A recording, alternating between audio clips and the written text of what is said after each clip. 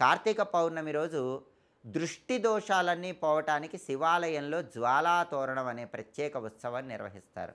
జ్వాలాతోరణం అంటే ఏంటంటే, శివాలయాల్లో గడ్డిని తోరణాల్లాగా కట్టి వాటికి నిప్పంటించి, శివాలయంలో ఉన్న స్తంభాలకు గడ్డిని తోరణాల్లాగా కడతారు. అలా కట్టి వాటికి నిప్పంటించి శివపార్వతుల విగ్రహాలు ఆ నిప్పుల నుంచి అటు ఇటు 3 సార్లు తిప్పుతారు. దీన్నే జ్వాలాతోరణం అంటారు. దీన్ని దర్శిస్తే సంవత్సరం మొత్తం దిష్టి దోషాలు ఉండవు, శత్రు బాధలు ఉండవు, ఎదుటి వాళ్ళ ఏడుపు ఉండదు.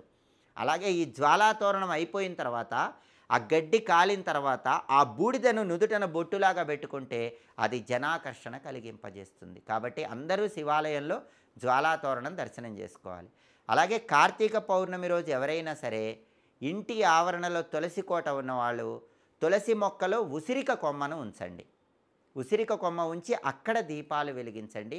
అద్భుతమైన ఫలితాలు కలుగుతాయి. కాబట్టి తులసి కోట ఉన్న వాళ్ళందరూ తులసి కోటలో ఉసిరిక చెట్టు కొమ్మ ఉంచండి.